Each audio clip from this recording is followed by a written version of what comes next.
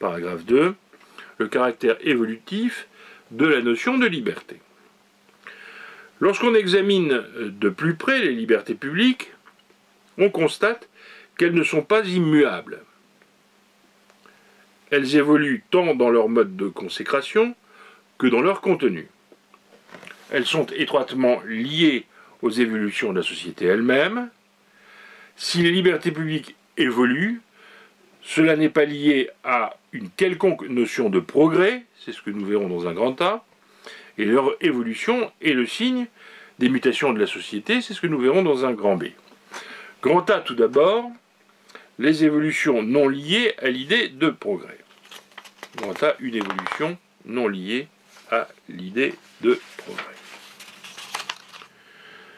L'examen de l'évolution des libertés publiques démontre amplement que cette évolution n'est en rien liée à l'existence d'un progrès linéaire, mais bien plutôt de l'évolution des conjonctures politiques.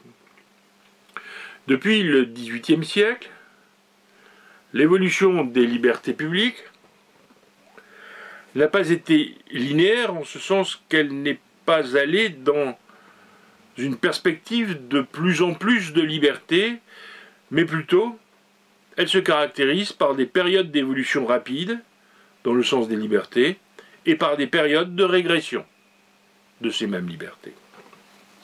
Ainsi, à la grande période de la Révolution française, qui a vu éclore les déclarations des droits françaises, bien entendu au premier rang desquelles, et on y reviendra, la déclaration de 1789, mais les déclarations ultérieures, telles que la déclaration montagnarde de l'an 1, telle que la déclaration de l'an 3, par exemple.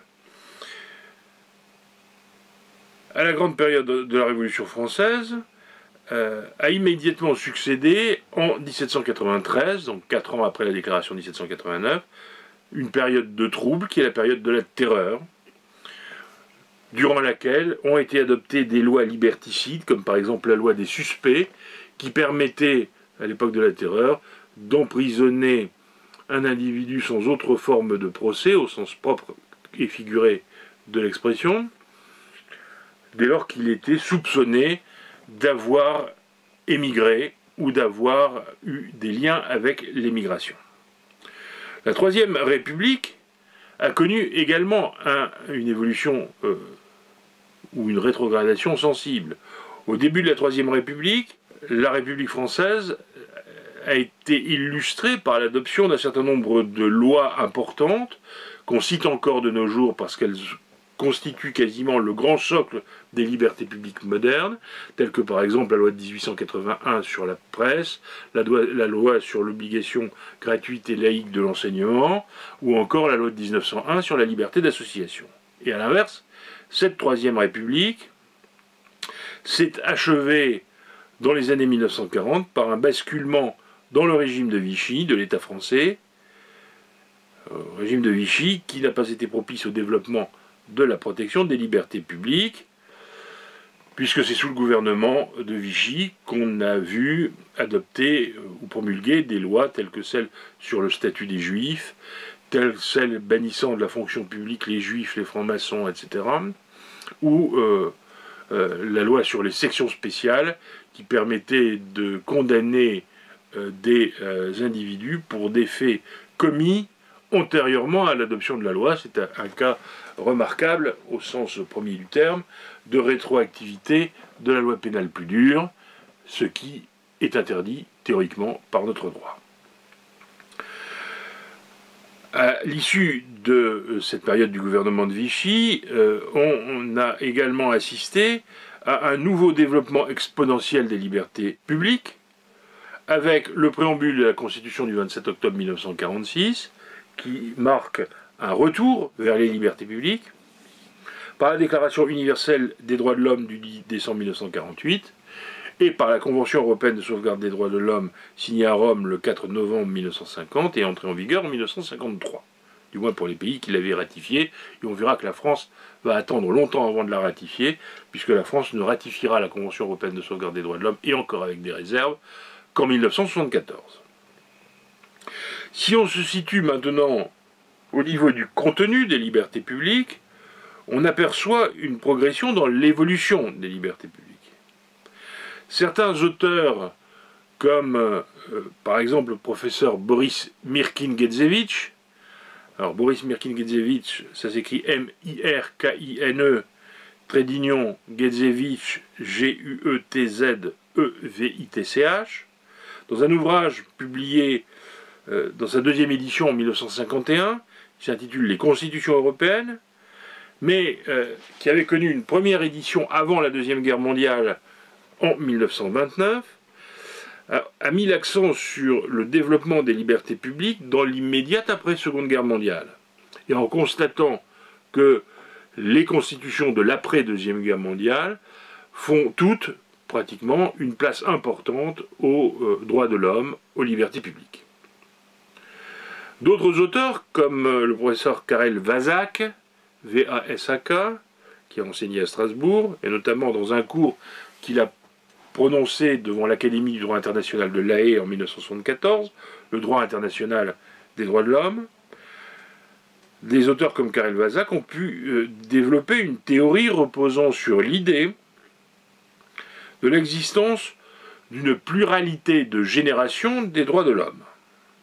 Et Karel Vazak distingue dans son cours de 1974 trois générations des droits de l'homme. La première génération des droits de l'homme est coextensive à la proclamation de la Déclaration de 1789.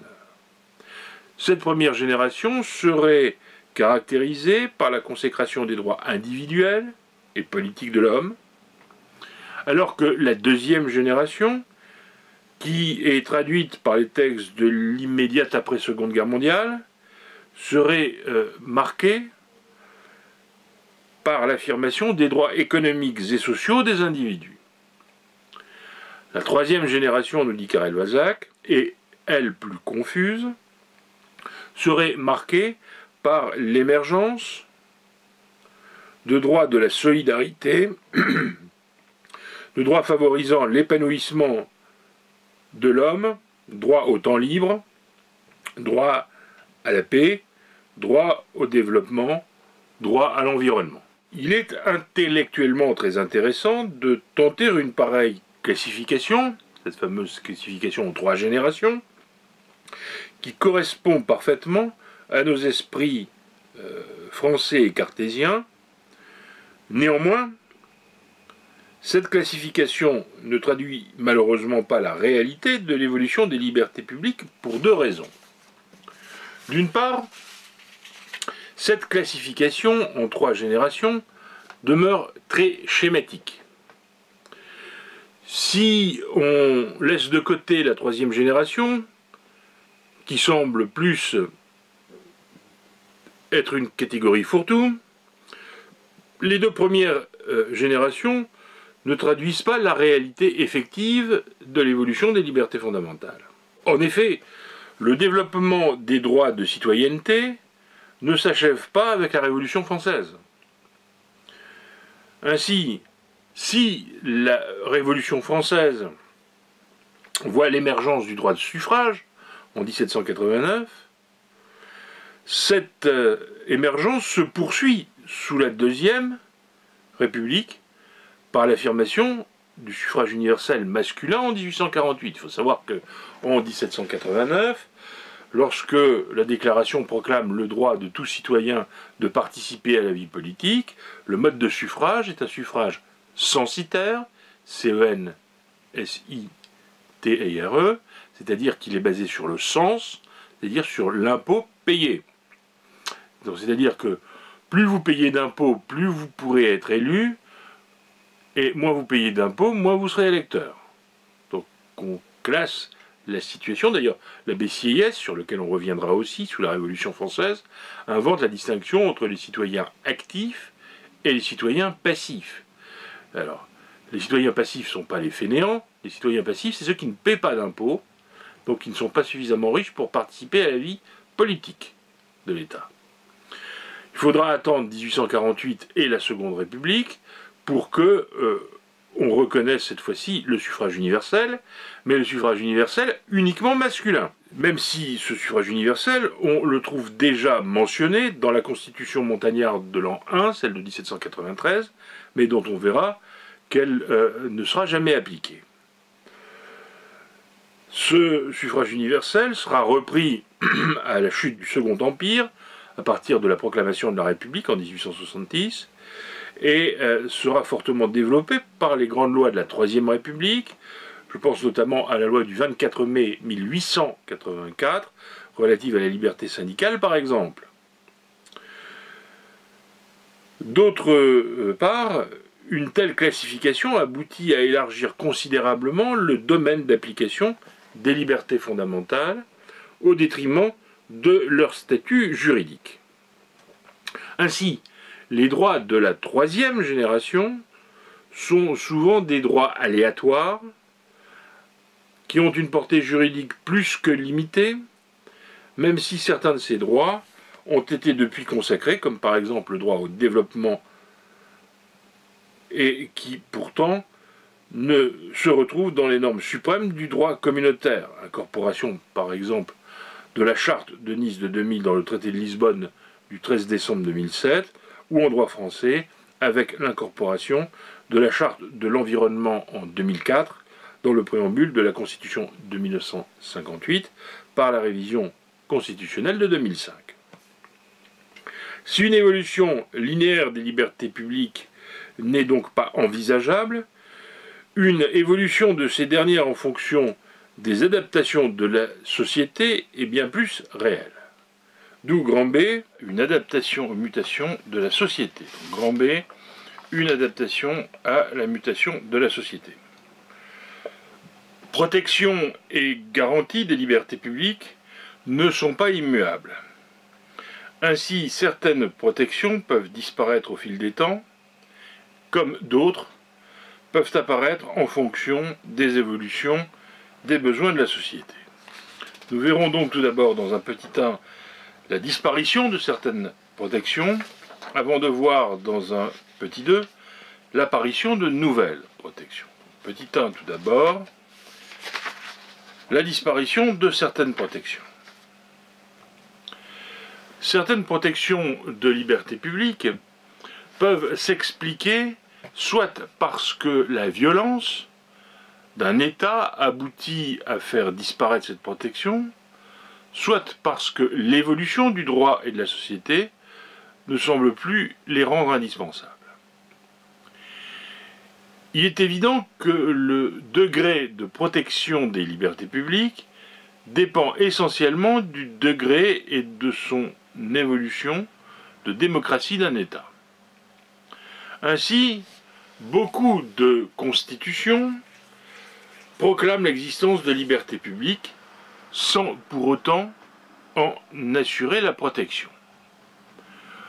Et, parenthèse, vous constaterez que c'est comme cela qu'est vu et envisagé le cours de ce semestre, puisque dans un chapitre premier, je vous le rappelle, nous allons voir la proclamation des libertés publiques dans les textes fondamentaux, donc Constitution, Déclaration, etc., Convention internationale.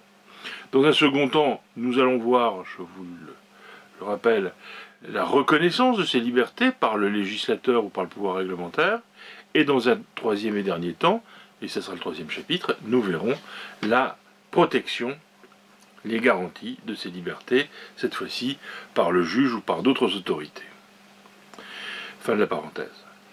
C'est par exemple le cas de la Constitution soviétique, de l'URSS, du 5 décembre 1936, qui prévoit en son chapitre 10, intitulé « Droits et devoirs fondamentaux des citoyens », et qui s'étend des articles 118 à 129 de la Constitution, un catalogue de droits et de libertés proclamés.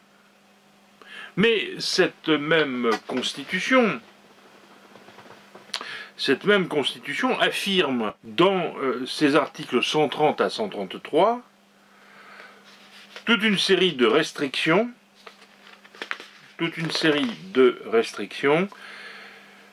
à l'exercice de ces libertés publiques. Ainsi, par exemple, L'article 130 de la Constitution soviétique précise que chaque citoyen de l'URSS est tenu d'observer la Constitution de l'Union des républiques socialistes soviétiques, d'exécuter les lois, d'observer la discipline du travail, de remplir honnêtement son devoir social, de respecter les règles de la vie en société socialiste. Et l'article 131 de la même Constitution précise, à son tour, tout citoyen de l'URSS est tenu de sauvegarder et d'affermir la propriété commune socialiste, qui est la base sacrée et inviolable du régime soviétique, la source de la richesse, de la puissance de la patrie, la source d'une vie aisée et cultivée pour tous les travailleurs. Les personnes qui attentent à la propriété sociale socialiste sont les ennemis du peuple. Ce qui aboutit, d'une certaine façon, à remettre en cause, quasiment, l'intégralité des droits qui ont été proclamés dans les articles 118 à 129. Souvent, l'importance de la proclamation des libertés publiques est inversement proportionnelle à la réalité de ces garanties. Plus un État repose sur la violence, moins les libertés se trouvent être garanties. A l'inverse, l'évolution de la société peut amener à faire disparaître la protection de certaines libertés du fait que leur remise en cause n'est plus d'actualité, mais qui peut réapparaître sous d'autres formes. Il en va ainsi, par exemple, de l'esclavagisme. L'esclavage a été définitivement aboli par le décret du 27 avril 1948, dit décret Schœlcher, S-C-H-O-E dans l'eau, L-C-H-E-R, du nom de l'homme politique Victor Schœlcher, ministre à l'époque dans le gouvernement provisoire, qui est à l'origine de ce décret d'abolition. Dès lors, le droit français a abandonné tout régime pénal répressif visant à réprimer les actions esclavagistes. Pourtant, comme on le reverra, et notamment dans le semestre 2 de ce cours, pourtant donc, de nouvelles formes d'esclavage sont apparues, telles par exemple le travail forcé ou la prostitution forcée. Le droit a donc dû évoluer à son tour, et le nouveau code pénal a créé ainsi une incrimination de réduction en esclavage comme étant un crime contre l'humanité. Donc, comme vous le voyez, eh bien, les protections de certains droits ou de certaines libertés ont pu disparaître pour des raisons soit politiques, soit d'évolution de la société. Maintenant, l'évolution de la société peut aussi faire réapparaître ou apparaître de nouvelles protections. D'où, deuxièmement, l'apparition de nouvelles protections.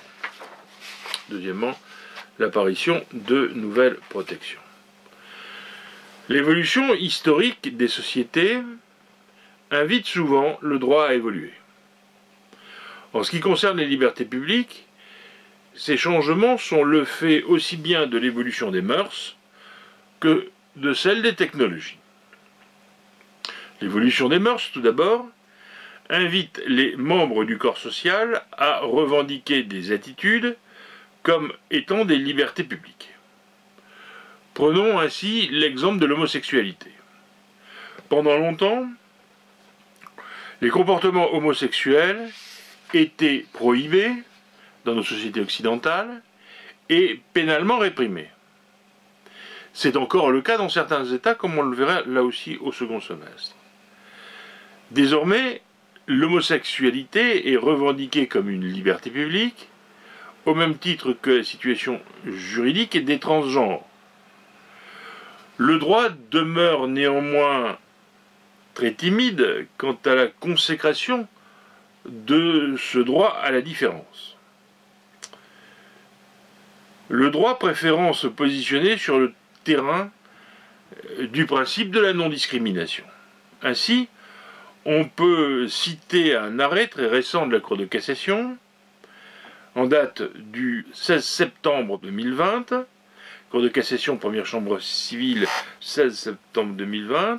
Dans cette affaire, le 23 juin dernier, le parquet général de la Cour de cassation s'était prononcé en faveur de la demande d'une Montpelliéraine transgenre, mais ce 16 septembre 2020, la Cour de cassation, la juridiction donc la plus élevée de l'ordre judiciaire, a tranché: un père devenu femme ne peut être la mère de son enfant biologique qui aurait alors deux mères.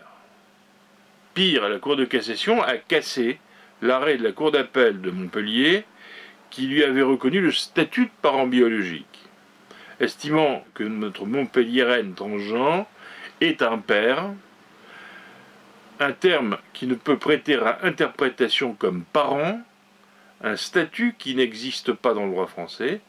La Cour renvoie l'affaire à la Cour d'appel de Toulouse, et cette décision reste donc dans la droite ligne des lois françaises en matière de filiation.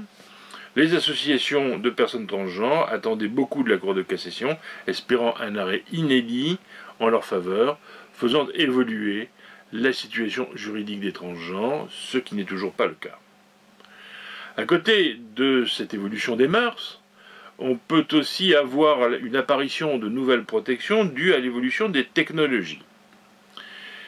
L'évolution des technologies est également un élément considérable de l'évolution des protections juridiques.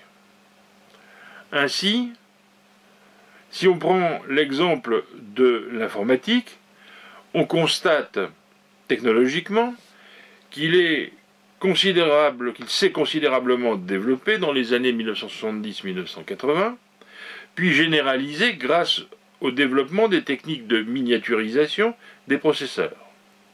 Le droit a donc dû réagir.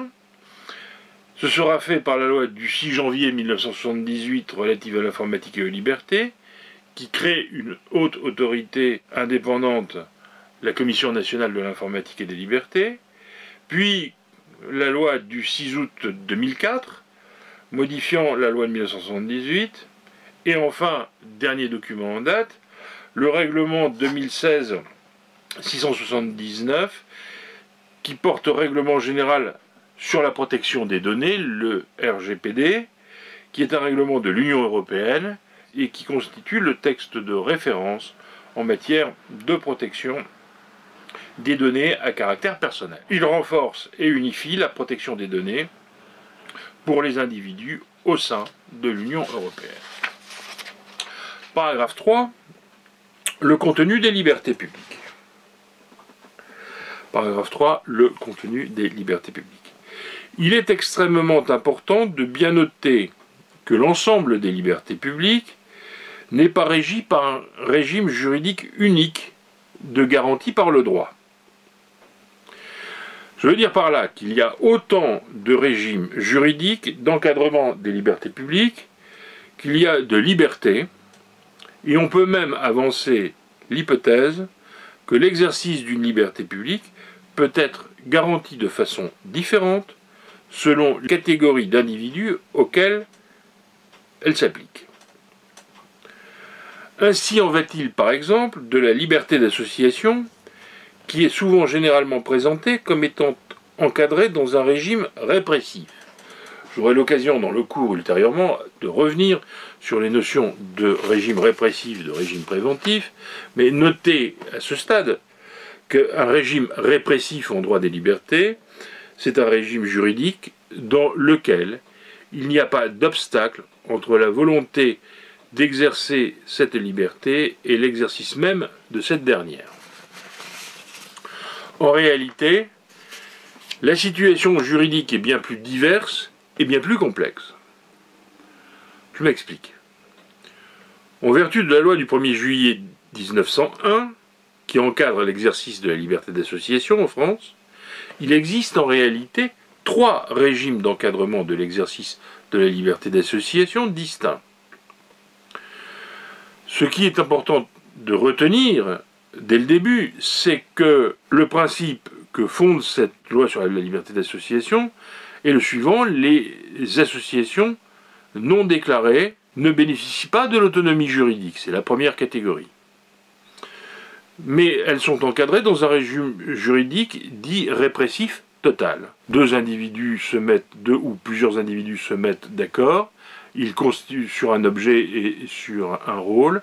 À partir de là, l'association existe. Tant qu'elle ne trouble pas l'ordre public, ça ne gêne personne. Si elle trouble l'ordre public, il y aura un régime répressif qui va s'imposer.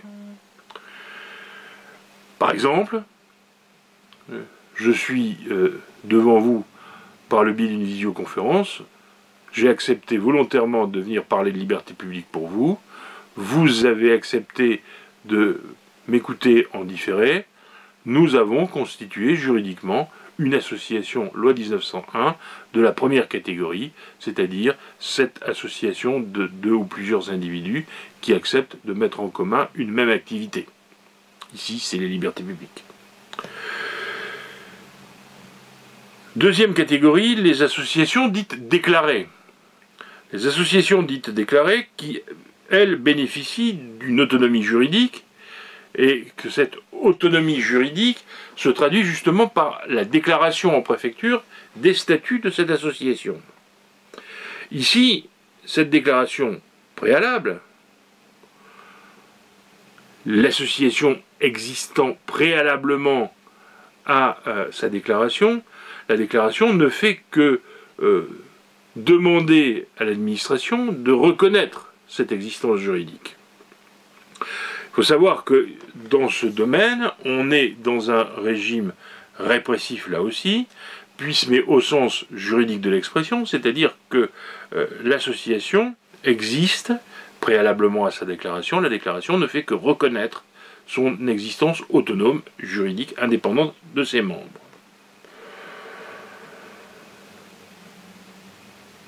Enfin, troisième catégorie, la catégorie des associations dites reconnues d'utilité publique. Il s'agit ici d'associations qui se sont constituées librement, qui ont été déclarées en préfecture et pour lesquelles les membres de l'association souhaitent obtenir un certain nombre d'avantages supplémentaires de la part de l'État, notamment par exemple la possibilité de percevoir des dons ou des legs en franchise d'impôt. Pour cela, les statuts, l'activité de l'association sera examinée par l'autorité administrative et il faudra un décret pris en Conseil d'État pour que cette qualité d'association reconnue d'utilité publique soit ainsi reconnue. On fera observer par ailleurs qu'à côté des associations loi 1901, il existe d'autres associations régies par des régimes juridiques particuliers, telles entre autres, et par exemple, des associations cultuelles, donc religieuses, encadrées par la loi du 9 décembre 1905, la célèbre loi de séparation des églises et de l'État. On peut citer également les associations syndicales de propriétaires, régies par l'ordonnance du 1er juillet 2004, les associations syndicales professionnelles, cette fois-ci, dont le régime est fixé par le Code du travail et qui sont constituées librement depuis la loi du 21 mars 1884, la loi dite loi Waldeck-Rousseau, W-A-L-D-E-C-Q, trait d'union Rousseau, R-O-U-2-S-E-A-U, ou encore les associations politiques, qui pour la plupart sont sous le régime de la loi de 1901, à ceci près qu'elles sont mentionnées dans la Constitution du 4 octobre 1958, puisque je vous rappelle que l'article 4 de notre Constitution dispose « Les partis et groupements politiques concourent à l'expression du suffrage, ils se forment et exercent leur activité librement ». Il est néanmoins possible d'effectuer un classement au sein de ces libertés publiques, sans qu'il y ait la moindre hiérarchie entre ces libertés. En effet, si on applique aux libertés publiques la théorie mathématique des ensembles, il est possible d'envisager que les libertés se trouvent réparties en trois sous-ensembles. Les droits humanitaires, c'est ce que nous verrons dans un grand A, qui constituerait le noyau dur, qui regrouperait l'ensemble des règles juridiques visant à protéger l'intégrité physique de l'individu, les droits du citoyen, qu'on envisagera dans un grand B, qui regroupe l'ensemble des droits de participation des individus à la vie politique et sociale, et enfin les droits de l'homme, dans un grand C, qui est ici une catégorie plus floue, de droits qui font le lien entre les droits humanitaires et les droits du citoyen. Grand A tout d'abord, les droits humanitaires. Le droit humanitaire constitue le noyau dur, le noyau central des libertés publiques, en ce sens qu'il englobe l'ensemble des droits minimums qui subsistent afin de protéger l'individu en période de conflit. Ces droits ne trouvent à s'appliquer qu'en période de conflits internationaux. C'est donc un droit de crise qui se trouve régi par des normes juridiques qui se situent dans la hiérarchie des normes au stade des normes conventionnelles. Il s'agit donc d'un ensemble de libertés encadrées par des règles parmi les plus importantes juridiquement. Ici, la particularité de sous-ensemble de règles juridiques consiste dans le fait que l'individu n'est pas sujet de ces normes, mais il est objet du droit des libertés publiques, puisqu'il ne peut pas les enclencher lui-même. Ce sont en effet les États qui prennent l'engagement de tout faire pour protéger les individus durant ces conflits. Le droit humanitaire s'inspire de deux catégories issues du droit international de la guerre, qu'on appelle le droit de la guerre juste, élaboré par les ius naturalistes du XIIIe siècle, ce qu'on appelle en latin le ius ad bellum et le ius in bello, aboutissant ainsi à deux approches juridiques.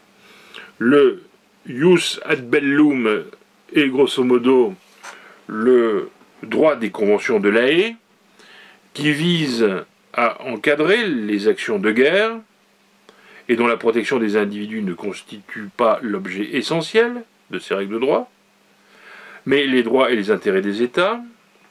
Et il y a le développement parallèlement du ius in bello, qu'on va envisager de façon moderne sous le vocable du droit des conventions de Genève, qui lui vise à protéger les victimes des actions guerrières et les non-combattants, qui deviennent des individus qui sont touchés indirectement par un conflit armé, si amené la Cour internationale de justice à reconnaître, dans son avis du 8 juillet 1996 sur la licéité de l'emploi des armes nucléaires, que ces deux approches juridiques ont développé des rapports si étroits, je cite la Cour internationale de justice, qu'ils sont regardés comme ayant fondé graduellement un seul système complexe qu'on appelle aujourd'hui le droit international humanitaire. Les conventions de Genève du 12 août 1949 mettent ainsi à la charge des États des obligations de comportement dont ils ne sauraient se soustraire. On parle ainsi de l'existence d'obligations intransgressibles. Enfin, on fera observer qu'aujourd'hui, le droit humanitaire se caractérise par son internationalisation croissante, avec la création et le développement des tribunaux pénaux internationaux, les tribunaux spéciaux, constitués pour régler une question particulière, comme par exemple le tribunal de Nuremberg, créé en 1945 pour juger les criminels de guerre nazis, le tribunal de Tokyo, créé à la même époque pour juger cette fois-ci les criminels de guerre nippons, japonais, mais aussi plus récemment le tribunal pénal spécial international pour le Rwanda, ou la création, bien sûr, de la Cour pénale internationale par le traité de Rome du 17 juillet 1998, qui siège à La Haye, aux Pays-Bas. Grand B, les droits du citoyen. À côté du droit humanitaire, qu'on a vu dans le grand A, qui constitue, je vous l'ai dit, le noyau dur, le degré indépassable et résiduel des droits de l'individu, se situe le sous-ensemble des droits du citoyen, qui regroupe l'ensemble des règles de droit précises, qui visent à garantir les libertés de l'individu par le droit. Il s'agit des droits de la personne humaine, même si depuis 2015, le droit français reconnaît un certain statut juridique à l'animal par l'article 515-14 du Code civil, issu de la loi du 16 février 2015, au terme duquel, je cite l'article 515-14, les animaux sont des êtres vivants doués de sensibilité, sous réserve des lois qui les protègent, les animaux sont soumis au régime des biens. Il est ici essentiellement question des droits de l'individu dans une société politique déterminée. Ce sous-ensemble regroupe donc tous les droits de l'individu qui caractérisent les relations de la personne à l'État. Dès lors, ils sont encadrés par l'existence de frontières qui marquent des limites et le champ de leur application, et ils s'opposent dès lors à la conception universaliste des droits fondamentaux. Ils se caractérisent par le fait que, le plus souvent, ils sont étroitement liés aux notions de nationalité, de résidence, par l'intervention de l'État quant à leur édiction, et par le fait que leur protection est assurée par les juridictions nationales. Les droits du citoyen se distinguent tant du droit humanitaire que des droits de l'homme. Les droits du citoyen se distinguent du droit humanitaire pour deux raisons. Tout d'abord, leur permanence et leur efficacité. Alors que le droit humanitaire est un ensemble de droits de crise, comme on vient de le voir, et ne trouve à s'appliquer que durant des périodes exceptionnelles, les droits du citoyen trouvent à être invoqués au quotidien. Ce sont des droits de tous les jours, d'où leur caractère permanent. En outre, ils sont des droits moins déclaratoires que les droits de l'homme, et sont donc plus efficaces que les droits de l'homme. Ils sont d'origine normative essentiellement constitutionnelle, et leur non-respect sera sanctionné par les tribunaux nationaux, les tribunaux de droit commun, administratifs et judiciaires, et même depuis 2010 par le Conseil constitutionnel français, par le moyen de l'exception d'inconstitutionnalité, appelée la question prioritaire de constitutionnalité, plus connue sous l'acronyme de QPC. On fera ici observer qu'en cas de non-respect des droits du citoyen, l'individu pourra directement ester en justice. Il est dès lors un sujet de droit. A l'inverse, en cas de violation d'un droit humanitaire, l'individu ne pourra pas directement ester en justice, il est alors considéré comme un objet de droit. Certains auteurs, comme Roselyne Letron, considèrent que les droits du citoyen sont plus des pouvoirs que des libertés.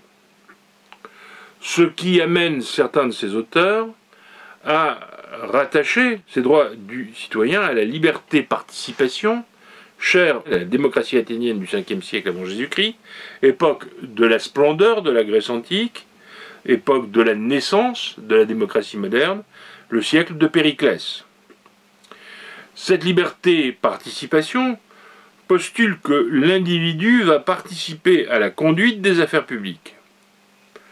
Comme on le reverra, cette idée de liberté participation sera reprise solennellement dans la Déclaration des droits de l'homme et du citoyen du 26 août 1789, et notamment à son article 6, au terme duquel, je vous le rappelle, la loi est l'expression de la volonté générale, la loi est l'expression de la volonté générale.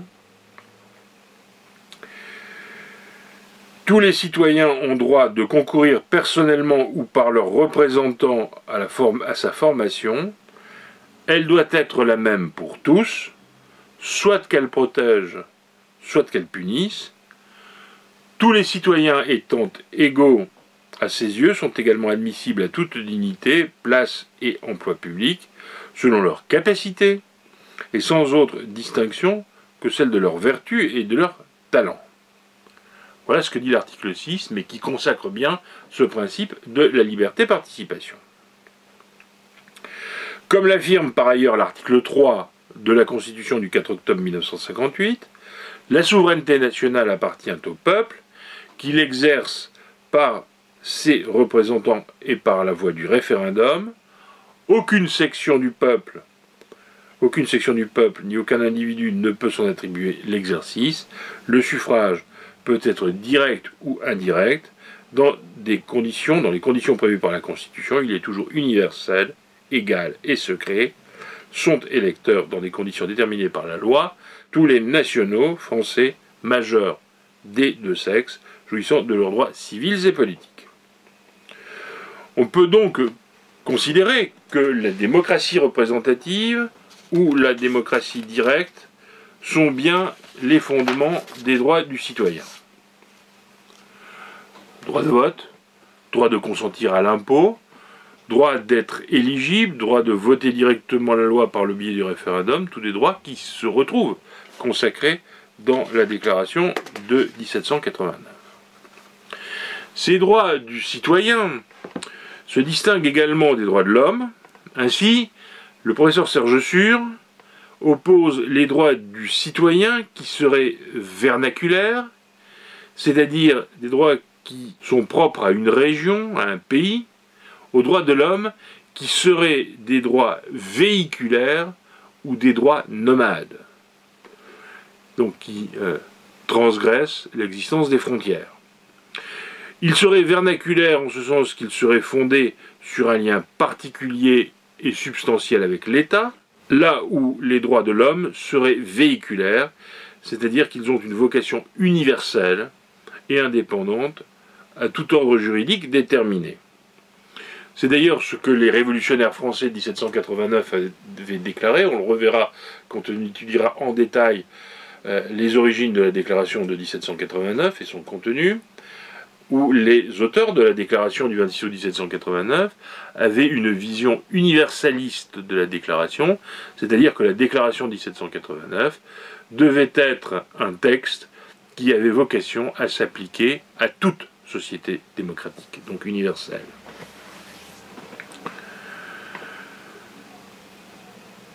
Néanmoins, ces deux catégories de droits sont complémentaires. Les droits de l'homme sont issus des conceptions des droits naturels, ils préexistent aux droits du citoyen et sont antérieurs au contrat social. A l'inverse, les droits du citoyen sont eux issus du contrat social, ainsi comme l'affirme le professeur Jean Rivero, les droits du citoyen ne se conçoivent qu'une fois que la cité est fondée. Il en résulte, comme l'affirme Roselyne Lettron, donc, que les droits de l'homme sont garantis par les droits du citoyen. Grand C, les droits de l'homme. Grand C, les droits de l'homme. Ce troisième sous-ensemble est plus confus, le plus nébuleux donc, le plus imprécis. Je l'ai déjà dit, même si c'est la catégorie la plus souvent évoquée, voire invoquée. Les droits de l'homme mettent en évidence une vision universaliste des droits et des libertés. Néanmoins, les droits de l'homme, lorsqu'ils sont déclinés juridiquement, en droit interne, sont tout à fait comparables aux droits du citoyen quant à leurs effets. Ils visent à soustraire l'individu à l'emprise de l'État, alors que les droits du citoyen assurent sa participation aux institutions publiques. D'où l'opposition déjà mentionnée entre la liberté de participation, droit du citoyen, et la liberté autonomie, droit de l'homme. Dans la vie quotidienne, les droits de l'homme se traduisent par l'affirmation de droits essentiels, tels la sûreté, la liberté d'expression et d'opinion, la liberté d'aller et venir, la liberté de culte, la liberté de manifester, ou encore le respect de la vie privée sous toutes ses formes. La tendance actuelle dans la doctrine, à faire prévaloir les droits de l'homme sur les droits du citoyen, a une conséquence problématique. Elle remet en cause la garantie des droits au profit de leur seule proclamation et aboutit ainsi à amoindrir les effets de ces droits. Ce qui va nous amener à envisager maintenant, dans une deuxième section plus courte, cette fois-ci, les techniques juridiques de mise en œuvre de ces libertés. Section 2, les techniques juridiques de mise en œuvre des libertés publiques. Qu'il s'agisse de droits humanitaires, de droits du citoyen ou de droits de l'homme, l'ensemble de ces normes juridiques relèvent des libertés publiques en ce sens que les techniques juridiques de leur mise en œuvre permettent seules de centrer l'organisation juridique des droits et des libertés considérés. L'essentiel à retenir est que les libertés publiques se définissent par l'existence d'un régime juridique. Et ça, c'est très important. L'existence d'un tel régime juridique ne va pas sans poser une question essentielle: quelle est la place de l'État dans la protection des droits et des libertés? Dès lors, deux conceptions se sont historiquement opposées: la conception libérale et la conception socialiste. En vertu de la conception libérale, l'État doit s'abstenir de toute intervention, ne pas entraver l'individu dans l'activité d'une liberté, dans l'exercice d'une liberté. Cette interdiction se traduit en économie par la célèbre formule de Vincent de Gournay, G-O-U-R-N-A-Y, prononcée vers 1758, et selon lequel « laisser faire, laisser passer ».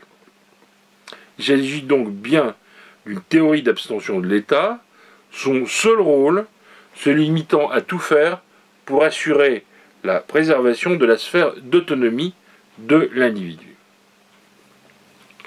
A l'inverse, et en vertu cette fois-ci de la conception socialiste, l'État ne doit pas se limiter à garantir à l'individu une sphère d'autonomie, mais doit aussi assurer au profit de ce dernier un minimum de sécurité matérielle.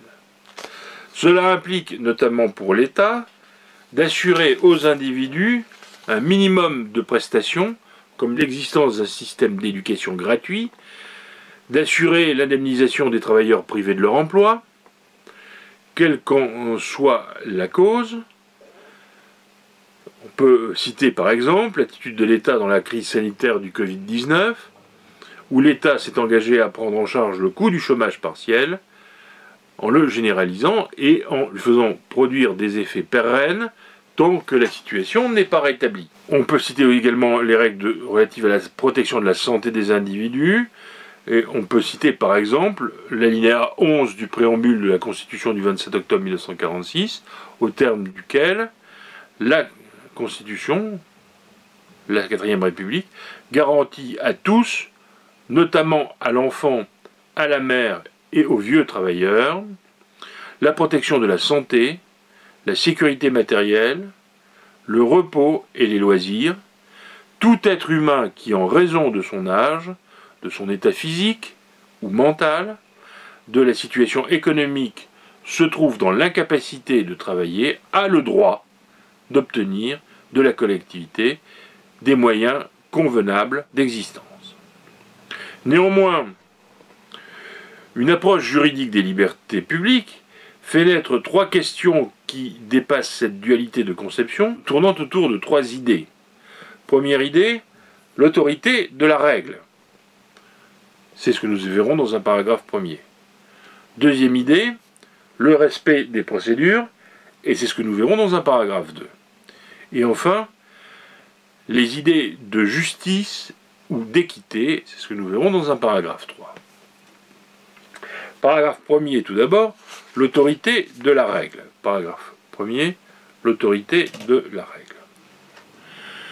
Tout d'abord, la règle de droit peut tirer d'elle-même sa propre autorité. Il en résulte que sa simple consécration dans un texte juridique suffit à lui conférer une autorité certaine.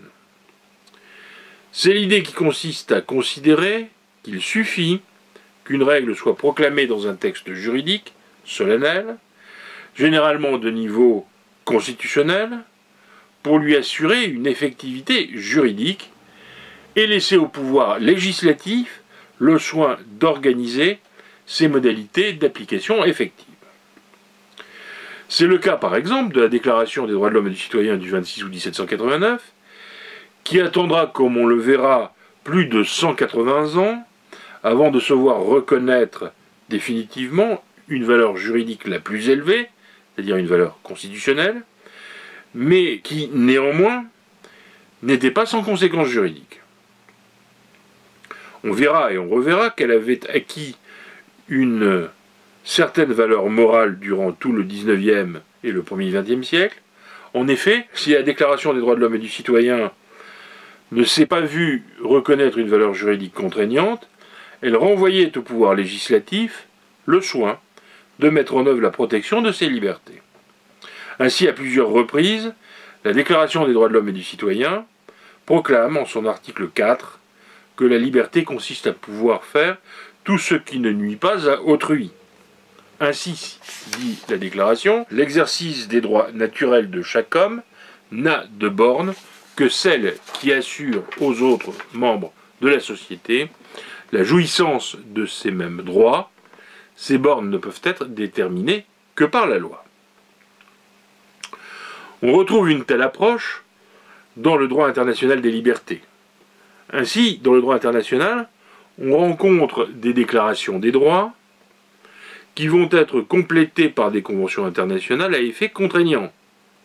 Comme on le reverra là aussi, la Déclaration des droits de l'enfant de l'ONU du 20 novembre 1959 sera complétée par la Convention internationale des droits de l'enfant, la CIDE, du 20 novembre 1989. Ou encore la Déclaration universelle des droits de l'homme, la DUDH, du 10 décembre 1948, sera complétée par les conventions internationales dites Pacte international relatif aux droits économiques, sociaux et culturels et Pacte international relatif aux droits civils et politiques, tous deux adoptés le 16 décembre 1966. Une telle démarche postule que l'autorité de la norme puise son origine dans la norme elle-même. Deuxième idée importante, paragraphe 2, le respect des procédures. Paragraphe 2, le respect des procédures. À côté des règles qui puisent leur autorité dans la norme elle-même, d'autres règles peuvent trouver leur autorité, leur origine, dans le respect de procédures particulières. Ici, ce n'est pas tant le caractère obligatoire de la norme qui fonde son autorité, mais le caractère obligatoire des procédures qui doit être respecté. Ainsi, en droit anglais, c'est plus le respect des procédures du procès pénal que les normes de la Magna Carta ou du Bill of Rights qui vont consacrer l'effectivité de la norme. Il s'agit d'une approche pragmatique, spécifique au système juridique britannique, peu courant en France, même si on a pu le rencontrer en droit français sous la Troisième République, où la loi était la norme suprême. Ce fut le cas par exemple des grandes lois protectrices des libertés comme la loi du 1er juillet 1901, qu'on a déjà citée, sur la liberté d'association. Troisième idée, les idées de justice ou d'équité, paragraphe 3, les idées de justice ou d'équité. Enfin, le droit des libertés peut aussi reposer soit sur l'idée de justice, soit sur celle d'équité. Le droit devient alors le reflet des rapports sociaux et la norme juridique est alors envisagée dans le but de répondre à une évolution sociale. Cette vision présente un grand avantage, la grande mobilité de la norme, son évolution rapide, mais elle engendre aussi des inconvénients. La norme est dévalorisée car elle n'est que le reflet de l'évolution de la société. Elle devient dès lors contingente.